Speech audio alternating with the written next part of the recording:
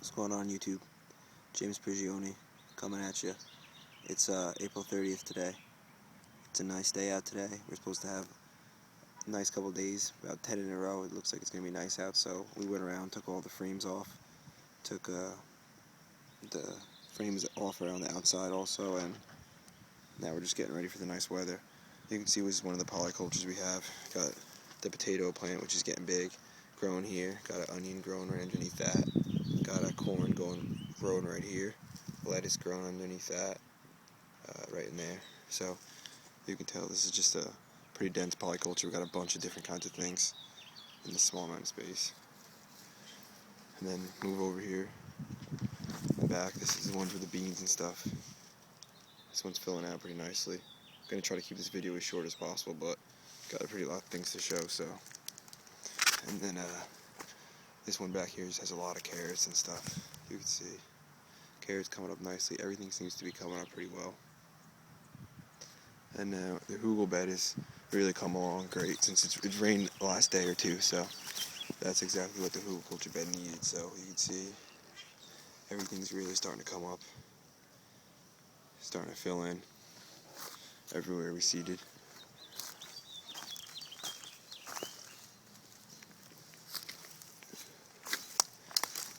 This is the front. The inside of the hugelculture bed looks the best. Some stuff coming up there. And you can see from a view here, things are coming up and they're filling in. Lots of peas.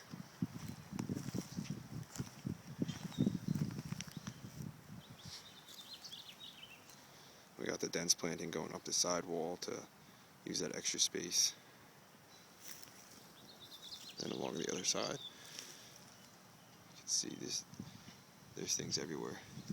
It may not look like there's a lot from afar, but when you get close, there's things everywhere. Any place we don't see something, we'll go and plant something. There's corn popping up back there.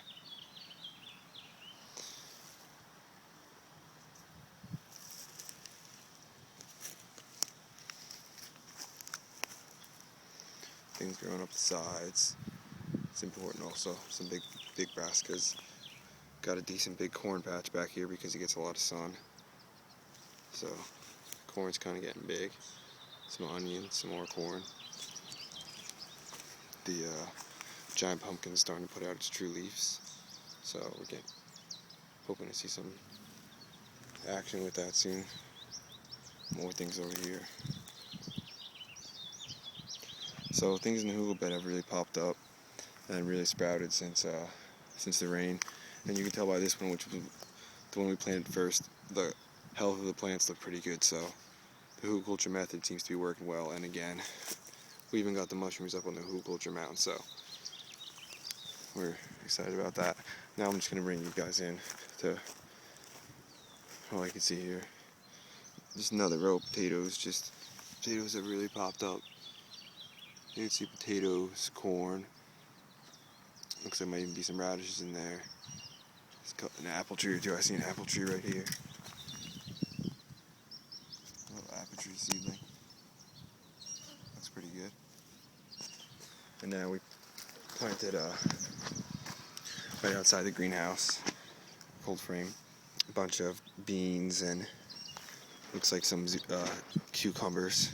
I think we planted some flax here also, some flaxseed. I'm excited about that one. And then inside the greenhouse we planted a bunch of tomato seeds, a bunch of carrots, a mixed variety of tomato seeds.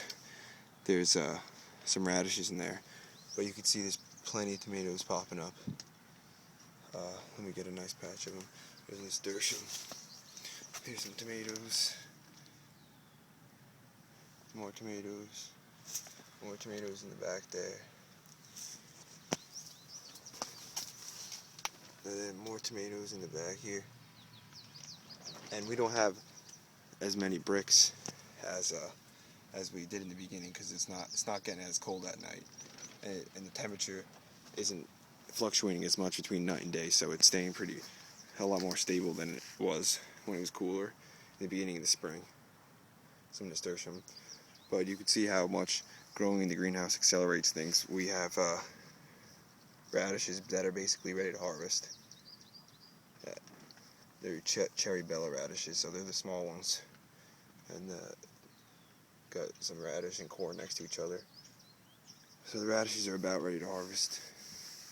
And then I'll take you outside, show you some of the things in the front of the garden, and then we'll call it a day because it's already almost 5.5 minutes. I wanted to try to keep this one short, but I'm always having too much fun out here. This is where the greenhouse cold frame, that greenhouse cold frame used to be, right here. So this is the seedlings that were started in it. Then we took it off, so you can see that they got that head start really helped them out. You could these mustard greens are huge. Spinach and mustard greens, they're good. I can't eat them every day basically, and they're just growing back. They're already getting huge. I'm not even sure what this is. It's beautiful though, growing next to lettuce.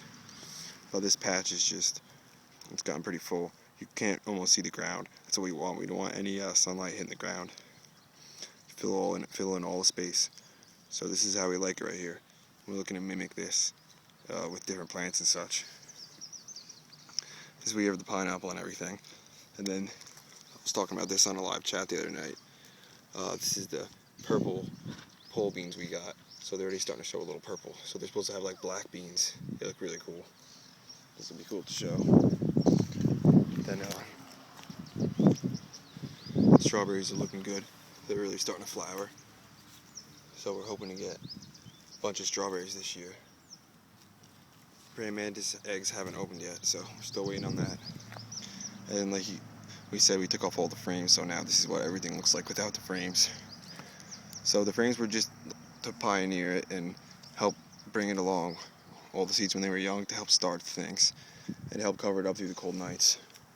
And this is the other side. So here's the trellis we made earlier today. So now maybe things are starting to come together and more that you can see that those frames were just simply to help get things started. Everything is just going to hopefully be green, and you're going to have to step on the bricks, and that's about it. Here's the patch without the frames now, so you can see everything filled in. And then we brought the compost pile in here, so when it rains we get that nutrient flow instead of wasting it in the grass. The mushrooms have died down a lot, but things have come together, guys, so they're growing slowly. So thanks for following along. Come back at you with an update later. Thanks for joining.